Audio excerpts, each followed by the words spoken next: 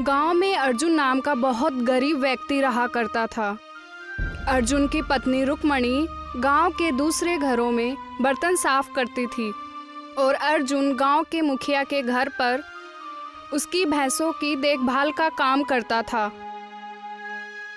एक दिन अर्जुन मुखिया की भैंस को नहला रहा था कि तभी मुखिया उसके पास आकर बोला, ठीक से नहलाओ अर्जुन।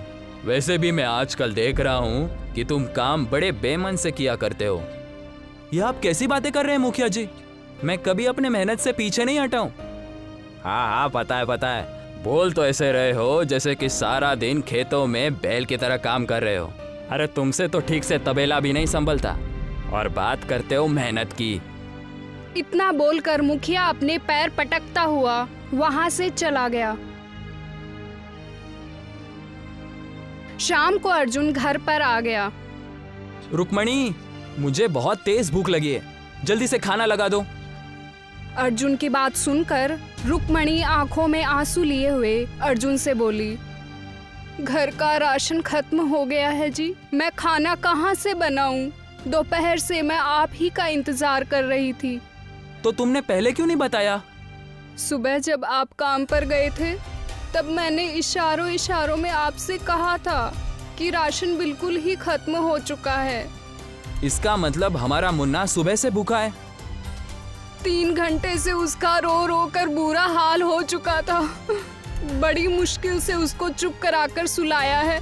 बेचारा बच्चा, क्या जाने परिवार की आर्थिक स्थिति। तुम इतनी मेहनत से दूसरों के घर पर बर्तन मांजती हो, कुछ खाना वहीं से मांग लेती। पिछले कुछ दिनों से मैं बीमार चल रही हूँ, इसी वजह से मैं काम पर नहीं जा पा रही। जिन घरों में मैं बर्तन मांजती हूँ, मैंने उस हर घर का दरवाजा खटखटाया, मगर किसी ने 1 पैसा भी नहीं दिया और ना ही 1 रोटी का टुकड़ा दिया। अपनी पत्नी की बात सुनकर अर्जुन की आंखों में भी आंसू आ गए। अगले दिन अर्जुन मुखिया के घर पर जाकर मुखिया से बोला, मुझे आपसे कुछ बात करनी है मुखिया जी। बोलो, जरूर तुम पैसों की बात करोगे। मुझे कुछ पैसों की सख्त जरूरत है मुखिया जी। मेरे घर पे राशन पानी खत्म हो गया है। कल रात मेरी बीवी और मेरा बच्चा भूखे ही सोए।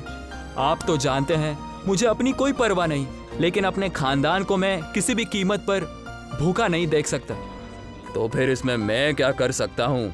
अगर तुम्हारा खानदान भूखा मर रहा है तो तुम कोई दूसरा काम कर लो। मैंने तुम्हारे हाथ थोड़ी ना बांधे हैं। मुखिया जी, आप तो इस गांव के मुखिया हैं। अगर मैं मदद के लिए आपके पास नहीं आऊंगा तो फिर मैं किसके पास जाऊंगा? मुखिया अर्जुन से कुछ बोलता कि तभी मुखिया का दोस्त प्रेमपाल वहां पर आ गया। प्रेमपाल अर्जुन की ओर देखकर बोला, तुम बिल्कुल ठीक कह रहे हो अर्जुन। तुम्हें मदद के लिए मुखिया जी के पास आना चाहिए। कहो, तुम्हें कितने पैसों की जरूरत है? प्रेमपाल की बात सुनकर अर्जुन के चेहरे पर खुशी के भाव झलकने लगे। मुझे बस उतने ही पैसे चाहिए प्रेमलाल जी, जितने लिए मैं अपने घर के लिए 1 महीने का राशन खरीद सकूं। उसके बाद मुझे कोई फिक्र नहीं। प्रेमपाल मुखिया की ओर देखकर बोला, मुखिया जी, आनंद को कुछ पैसे दे दो। मुखिया ने ना चाहते हुए भी अर्जुन को कुछ पैसे पकड़ा दिए। अर्जुन खुशी खुशी वहां से चला गया। मुखिया क्रोधित होता हुआ अपने दोस्त की ओर देखकर बोला, ये क्या हरकत है प्रेमलाल? सिर्फ दोस्ती की वजह से मैं चुपचाप रह गया। तुम गांव के मुखिया जरूर बन गए हो, लेकिन तुम बेवकूफ के बेवकूफ ही रह गए। मैं तुम्हारे बात का मतलब नहीं समझा। प्रेमपाल मुखिया के कान में कुछ कहने लगा। प्रेमपाल की बात सुनकर मुखिया के होठों पर रहस्यमयी मक्कारी की मुस्कुराहट आ गई।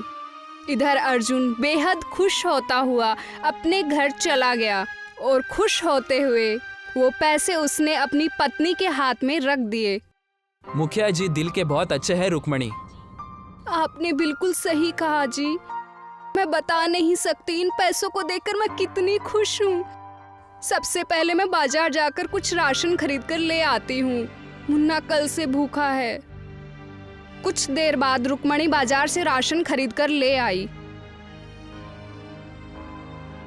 शाम के वक्त मुन्ना अर्जुन को देखकर बोला, पापा आपने मुझसे वादा किया था, आप मेरे लिए कागज की ट्रेन बनाओगे। हाँ हाँ, क्यों नहीं। लेकिन तुम्हें पता है, कागज के ट्रेन बनाने के लिए बहुत सारे कागज की जरूरत होती है। अर्जुन की बात सुनकर मुन्ना ने कुछ न्यूज़पेपर अर्जुन के सामने रख दिए। अरे वाह मेरा मुन्ना, कागज अपने साथ लेकर आया है। ठीक है, मैं तुम्हारे लिए कागज की ट्रेन बनाऊंगा। तुम्हें पता है, कागज की ट्रेन बनाना मुझे किसने सिखाया था? किसने पापा? मेरे दादाजी ने। वो कागज की इतनी खूबसूरत ट्रेन बनाया करते थे कि अंग्रेज भी देखकर हैरान हो जाते थे। कहते थे कि तुम्हारी कागज की बनाई हुई ट्रेन तो असली ट्रेन से ज्यादा खूबसूरत दिखती है। कुछ ही वक्त में अर्जुन ने बहुत ही सुंदर कागज की ट्रेन बनाकर तैयार कर दी। मुन्ना उस कागज की ट्रेन को देखकर बहुत खुश हो गया। पापा, आपकी ट्रेन तो बिल्कुल असली मालूम पड़ती है। मुन्ना, क्या तुमने असली ट्रेन कभी देखी है? हमारे कस्बे में तो ट्रेन है ही नहीं। हाँ, देखिए ना पापा, काका के घर पर एक बड़ा सा टीवी लगा है ना, मैंने टीवी के अंदर ही ट्रेन देखी है। इतना कहकर मुन्ना वो कागज की ट्रेन लेकर खेलने चला गया। तभी वहाँ पर अर्जुन की पत्नी आ गई। आपको तो पता है ना, हमारे गांव में सरकार की ओर से कुछ रेलवे विभाग के कुछ कर्मचारी आए हुए हैं। ये तो बहुत खुशी की बात है। हमारे कस्बे में रेल की सेवा है ही नहीं। अगर कस्बे में रेल की पटरियां बीत जाएंगी तो कस्बे के रोजगार के साधन खुल जाएंगे। मैंने सुना है कि मुखिया जी ने उन सरकारी कर्मचारियों को डरा धमकाकर भगा दिया।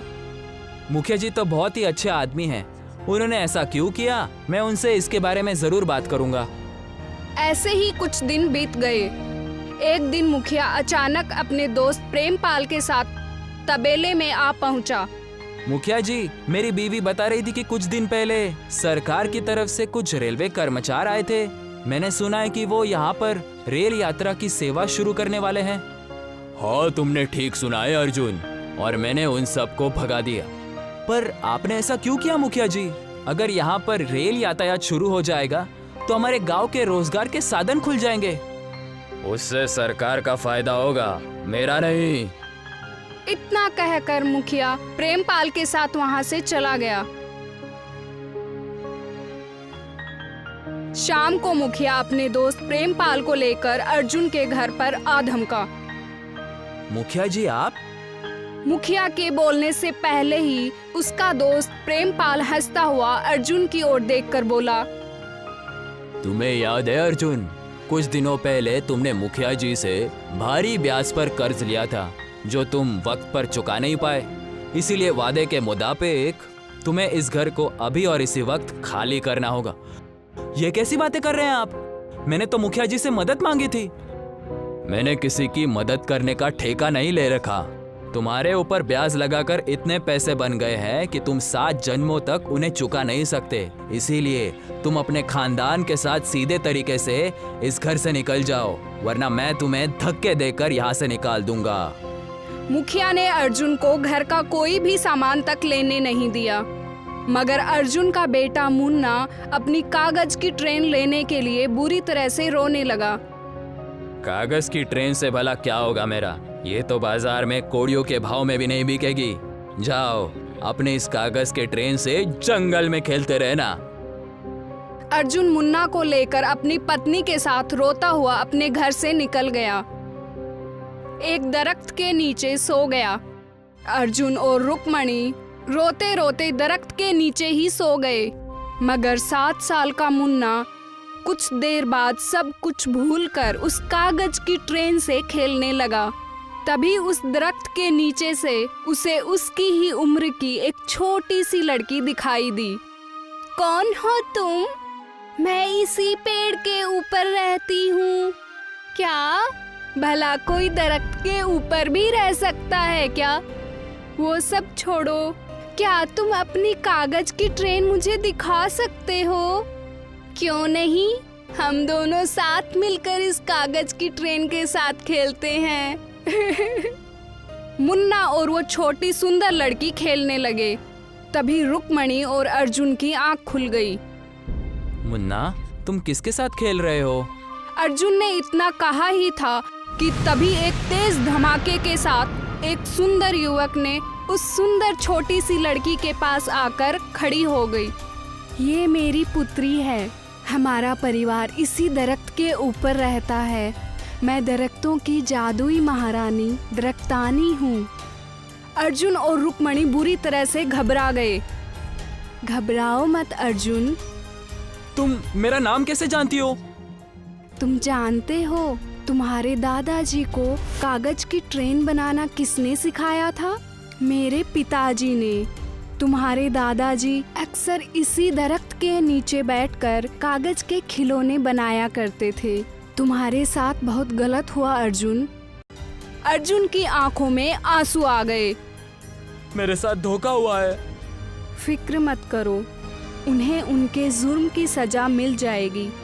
उन्होंने तुमसे तुम्हारा घर छीना है ना, मैं तुम्हें तुम्हारे ही हाथ का बनाया हुआ घर दूंगी, जिसमें तुम रह भी सकोगे और इतना धन कमा लोगे कि उतना तो मुखिया की 7 पुश्तें भी नहीं कमा सकती।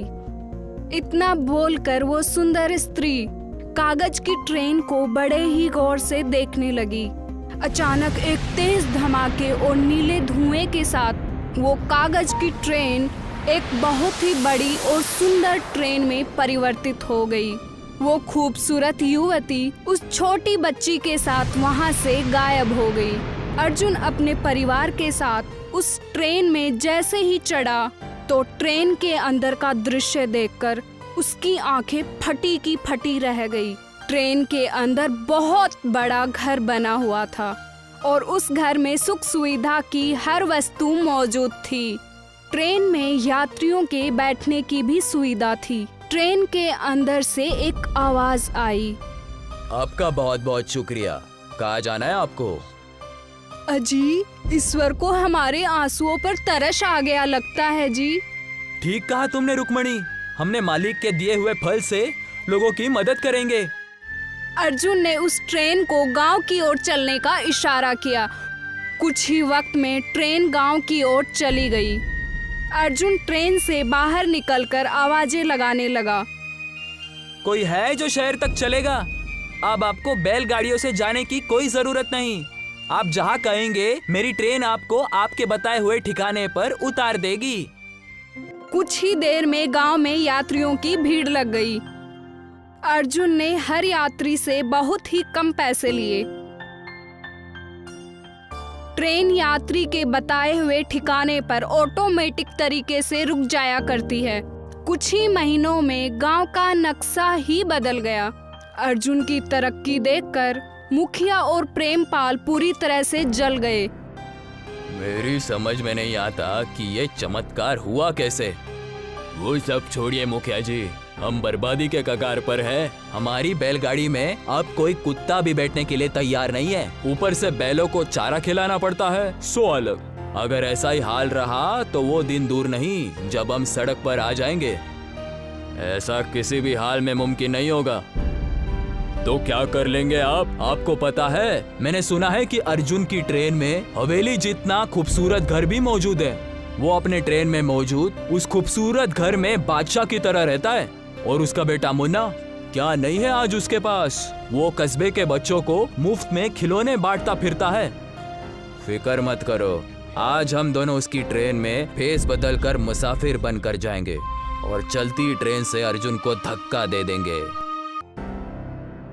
मुखिया और प्रेमपाल हुलिया बदलकर अर्जुन की ट्रेन के अंदर घुस गए।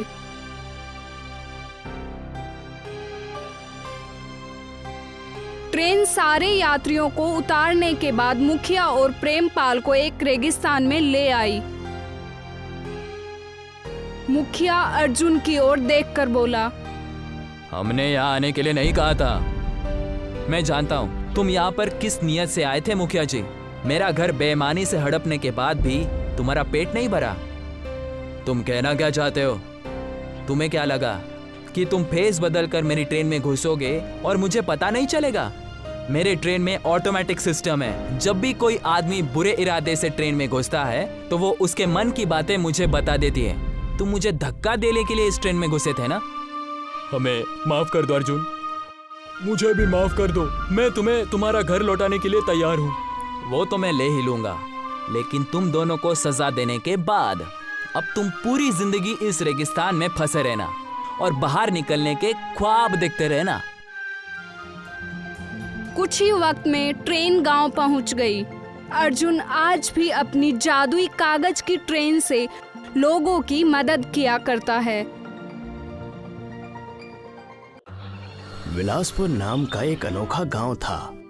घर सबके कच्चे थे, लेकिन मन सबका पक्का। हमेशा वहां चहल पहल रहती थी। अधिकतर गांव के व्यक्ति शहर कमाने चले जाते और महीने में एक आध बार अपने गांव बिलासपुर आते। गांव की औरतें कुछ ना कुछ छोटे मोटे काम करके घर के खर्चे चलाया करती थीं। कहाँ जा रहे हो बेटा मोनू? घर चले जाओ, तूफान आ रहा है और बारिश आने की भी संभावना है। आज मेरे अब्बू शहर से मेरे लिए माटी का गुड्डा लेकर आने वाले हैं। मैं वो गुड्डा भूमर चाचा तुम्हें कभी नहीं दूंगा। लेकिन चलो, वो सीधा घर आ जाएंगे। तुम पहले अंदर चलो और अब्बू के ना आने तक तुम अपनी अम्मी के साथ ही रहना। उस वक्त मूसलाधार बारिश का वक्त था। पूरे गांव के लोग अपने अपने घरों में जाकर बारिश आके चले जाने का इंतजार कर रहे थे। अम्मी, अब्बू कब तक आएंगे? मैं कब से उनका इंतजार कर रहा हूँ। आ जाएंगे बेटा, बस तुम शांत हो जाओ और देखना वो तुम्हारे लिए बहुत सारे गिफ्ट्स लेकर आएंगे। कुछ ही देर में बहुत जोरों से बारिश होना शुरू हो जाती है। गांव पूरा डूबने वाला होता है। तब वहीं मोनू के अब्बू वहां पर आ जाते हैं। मोहतरमा, हमें यहाँ से जल्दी निकलना होगा, वरना हम यहीं फंस जाएंगे।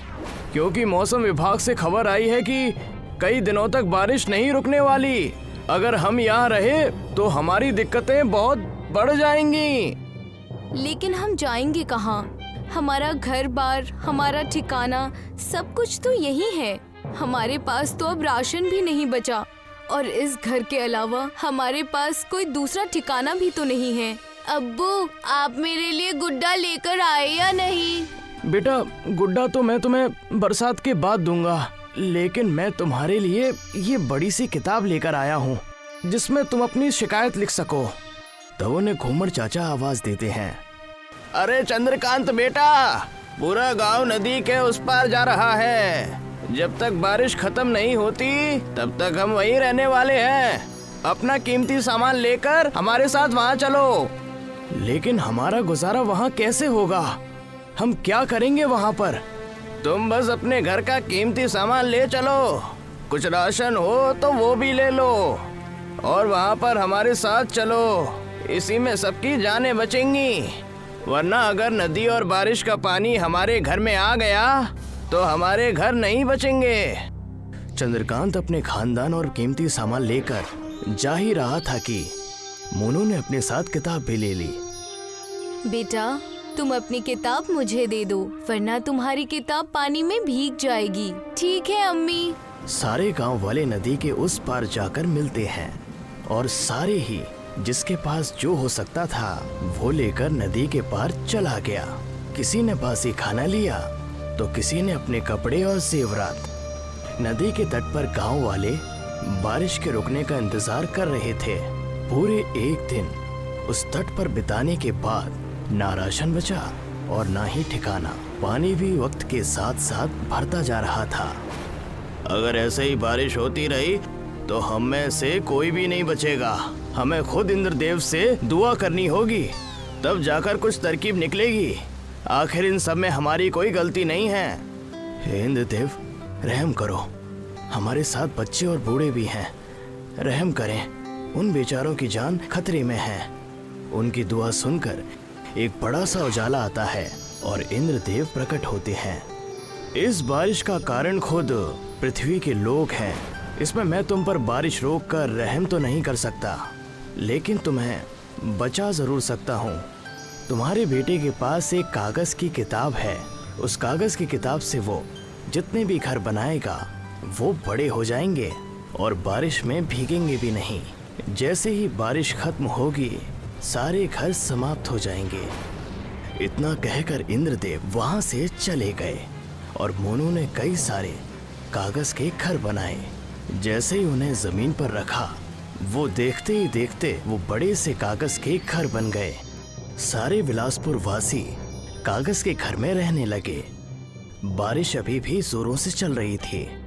अम्मी, मुझे बेहद जोरों की भूख लगी है, कुछ खाने को दो ना। इतनी तेज बारिश में हमारे पास खाने को कुछ बचा नहीं है। हम क्या बनाकर खिलाएं जिससे बच्चों का पेट भर पाए। चंद्रकांत घुम्मड़ चाचा के कागज की कुटिया में जैसे तैसे चला जाता है।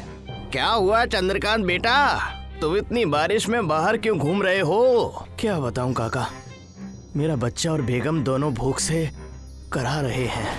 अगर हमने खाने का इंतजाम नहीं किया तो खतरा ना आ जाए।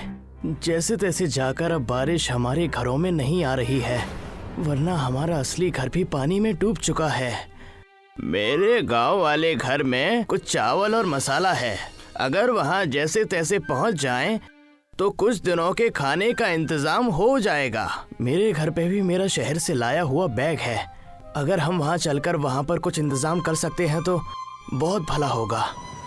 कड़कड़ाती बिजली और बारिश में अपनी जान की बाजी लगाकर दोनों अपने बाढ़ में डूबे गांव बिलासपुर पहुंचते हैं। वहां जाकर उन्हें पता चलता है कि उनके गले तक पानी भर गया है।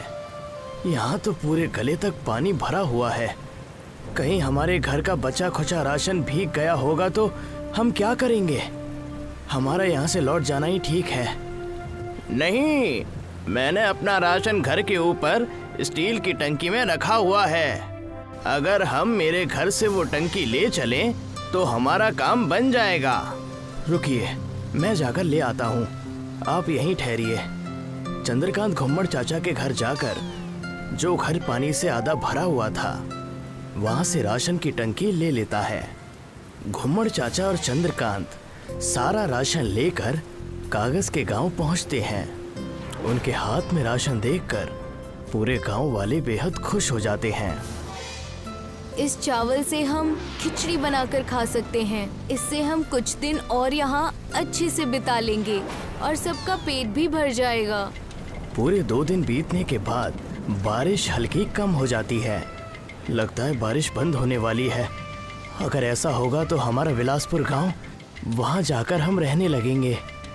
कुछ ही देर में बारिश बंद हो जाती है। सारे बेहद खुश हो जाते हैं। बारिश के बंद होते ही कागज का गांव इंद्रदेव के कहने के तहत गायब हो जाता है। सारे अपने गांव बिलासपुर पहुंचकर पानी कम होने का इंतजार करने लगते हैं। अरे देखो, कच्चे घर इतने भीगने के बाद भी नहीं डूबे। ये जरूर इंद्रदेव का करिश्मा है। ये, अब मैं अपने असली घर में रहूंगा। हाँ बेटा, तुम अब यहाँ पर रहोगे। सारे गांव वाले अपना घर अच्छा पाकर खुशी खुशी बिलासपुर में अपनी जिंदगी बिताने लगते हैं।